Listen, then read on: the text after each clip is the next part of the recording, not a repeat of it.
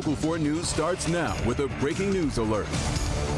That breaking news is coming from Hamtramck. In the past hour, Local 4 has confirmed the city's police chief has been put on administrative leave.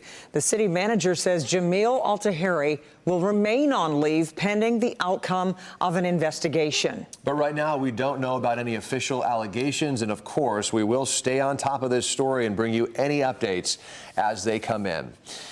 Well, for this next story, we've received a lot of calls, a lot of messages to our help desk. People living in Harrison Township are dealing with low water pressure, discolored water, and some have no water at all. That's right. This all started yesterday, but there are worries it could get worse before there's a fix. Let's get out to Victor Williams live on this story tonight. Victor, what can you tell us so far? Well, Ty, Kimberly, the interesting thing about this is that it's not just one water main break, but actually multiple water main breaks. We know that crews are trying to get to the bottom of the problem and fix them as soon as possible. But in the meantime, it's led to nothing but headaches for the people that live here in the area. It's definitely an inconvenience. A series of water main breaks have led to a bunch of road closures, heavy traffic, and some having to go without water in Harrison Township. That's tough sledding, man. Just first couple days, it's you can get by and navigate around that issue, but long term, it's going to be a problem. Road closures are also having a negative impact on local businesses like Boat Town Liquor. Obviously, it's probably not great for business right now, but it is what it is. The township is trying its best to get ahead of the problem, beginning the process of regulating water pressure in hopes of avoiding other breaks from happening. As a result of that, some places, specifically the south end of town, will have lower water pressure as the problem is taken care of. While repairs are worked on for those with a lack of pressure, it's the traffic that has a lot of people under pressure. It's hard to get around and move around because you can't get that way. We were both late for work and school this morning. Oh, I'm sorry. It wasn't closed yesterday, but this morning when we woke up, it was closed. Metro Road is closed and 16 Mile is now closed from the westbound side of Crocker to North Point Parkway. Jefferson is shut down at Clear. And speaking of Jefferson, water has now been turned off on Jefferson from Gatz to Shook. The water mains at Memory Lane and Long are still broken. Memory Lane still has water, but Long has limited water. Either way, many are just hoping for the problem to be fixed sooner than later. The guys are out working hard. We're lucky to have these guys coming up with a remedy for this. I'm confident they're going to get the job done. And we're told by city officials that they're aiming to have everything fixed in about the next day or two.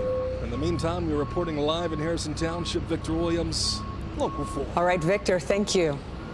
New at 5, just days after learning about a delay in an audit on the Hawthorne Center, new support for bills that could protect patients in Michigan's psychiatric hospitals. Our investigative anchor, Karen Drew, joining us now with an update on this. And Karen, why is this so important? It really is. People are speaking out. It was on clickondetroit.com this week that we broke this story that the audit results were being delayed.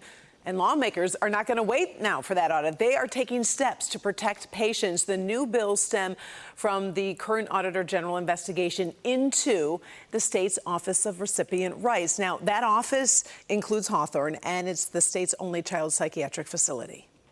It aims to actually improve the oversight and bring peace of mind to families, people, parents, children within the mental health space under the state's care. Now, that is State Representative Jamie Thompson, one of the sponsors of these new bills. Now, one bill would add advocacy group members to the state's Recipient Rights Advisory Committee. Lots of big words, right? But it's basically having some outsiders come in and oversee. The goal is to better protect patient rights because the Office of Recipient Rights actually is the one that investigates patient treatment complaints. But the audit is looking into concerns about how those complaints are handled, including Hawthorne Center, which my investigation has uncovered problems with care, including that active shooter drill that both patients and staff thought was real. Oh, and then there were the escapes, and the patients not allowed outside, and fighting between children as staff did not appear to stop. The list keeps going. Since then, I've continued to receive complaints about care inside Hawthorne, which currently resides in Walter Reuther Psychiatric Hospital in Westland, while that new facility is being built over in Hawthorne. Even though it's 2025, we still have incidences in both public and private psychiatric hospitals where people are not always treated really well. Now, the other bill, patients voluntarily seeking treatment are now going to hopefully be given a written copy of their rights. The bills could move out of committee to a vote soon. In the meantime, that audit, which began in April of 2024, supposed to be completed in a couple weeks. It's now been delayed until August. As we always say, we are going to stay on top of it and let folks know, lawmakers are doing something, now families are doing something, and they're just not going to let it go. I was going to say there's a lot going on here. Thanks for giving us that update and staying on top of this for us, Karen. Sure. All right, other top story tonight. The family of Dee Warner has filed a $100 million wrongful death lawsuit against her husband, Dale Warner. Dale stands charged with her murder, and family members believe he has money that rightfully belongs to her children. So let's get out to Pamela Osborne. Pam, this is totally separate from the criminal case, right? It certainly is, and Dee Warner's estate, or Dale Warner, I should say, his estate is estimated to be somewhere in the seven figures. So we're talking about more than $1 million that he's had access to prior to those funds being frozen. It's money attorneys say should go to Dee Warner's children. Barely a week after Dale Warner's son Jaron saw his charges of accessory and tampering with evidence dropped, there's a new legal development in the Dee Warner murder case. We will serve Dale in the jail. He'll get that civil lawsuit. He'll have 21 days to respond. Dee's husband Dale has been hit with a wrongful death civil suit on behalf of her children. We have more than enough evidence. We have an avalanche of evidence. The case was already bound over for trial in the criminal case. You got to remember, in a civil case, I just have to show by a preponderance of the evidence that he killed his wife. Not only did they endure 3 years of her being missing, attorneys say they spent hundreds of thousands of dollars in legal proceedings to have her declared dead before her body was ultimately discovered in August of 2024, welded shut in a chemical tank on property owned by Dale. They're seeking $100 million. The wrongful death case. So he was the proximate cause of the homicide of his wife. So that is, in anyone's case, in a civil setting, you kill somebody, it's a wrongful death lawsuit. The funds belong to the offspring, to the inheritance of these children. It's not clear how much Dale Warner has. An expert has been brought on to help determine that and to help track down money connected to a property conversion they believe took place. Attorney Todd Flood said it is possible they could add 2 more people to that civil suit. He declined to elaborate any further than that. As for those charges that were filed against Jaron Warner, he says he expects they'll be back. Reporting live tonight, I'm Pamela Osborne, Local 4. I know you'll keep us posted. Pamela, thank you. All day long, we've been going for it, teaching you hands-free CPR. It's a free event at the Coleman Young Rec Center on Detroit's east side, teaching people how to perform hands-only CPR. Let's get out to Dr. Frank McGeorge live for us tonight. Doctor, this is a simple skill that can really save a life. It sure can, Ty. You know, this is actually the book that I received almost 40 years ago when I first learned CPR, and I've got to say, it is really an essential basic skill that everyone should be familiar with. Also, it is actually much easier than it was when I first learned. You only need your hands to save a life.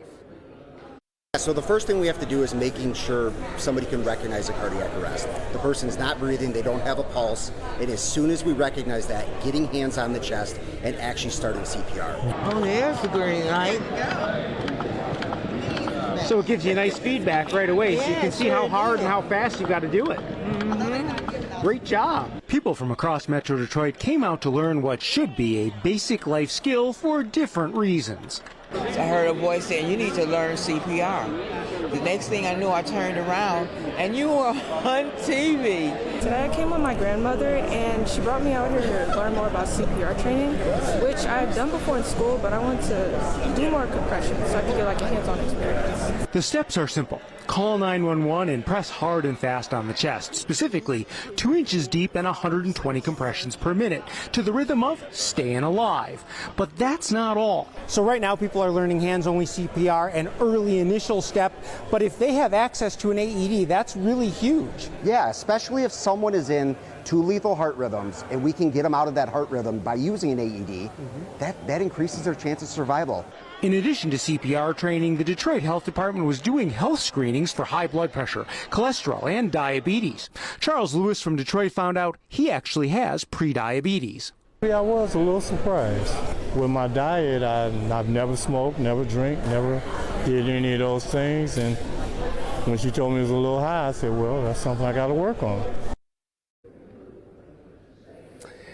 Now, we're wrapping up pretty soon, but between people learning a life-saving skill and taking some time for free blood pressure, diabetes, and cholesterol screening, I would definitely say Detroit is healthier tonight. Back to you.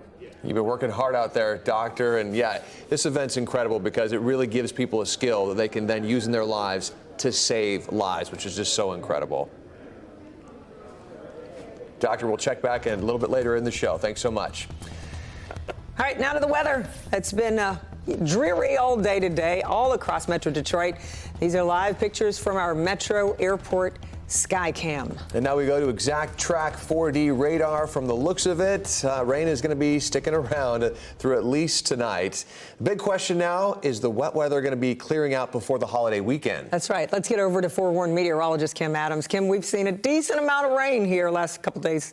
We really have, and it's pretty consistent right now, unfortunately falling right during that evening commute and falling the heaviest in areas that have the construction. Well, that's pretty much all of Metro Detroit, but right now out at 275 and I-96 is where we're seeing a pocket of some moderate to even heavy rainfall. You can see through Plymouth and Canton up to Novi and Northville and over to Redford. And then we'll go to the east side, and it's temporarily dried out in Mount Clemens down through parts of the Grosse Pointe, but it's still damp and a little drizzly even in those areas. And as you get just to the west of Hamtramck and downtown Detroit, you run into a few more showers. Now, I do have lightning detector on. I know a lot of kids have sporting practice and games outside, and a lot of them don't cancel if there's any lightning. So far, have not detected any lightning, but if you hear thunder, it means there is lightning. Lightning causes the thunder with the expansion and contraction. So if you hear thunder, just know there is lightning. You can't have one without the other, and you need to get the kids inside. But right now, we're not seeing any thunderstorms, not expecting severe weather. We'll talk more about that weekend forecast and when we'll see 60. I mean, we're supposed to be in the 70s. We're just hoping for 60 soon.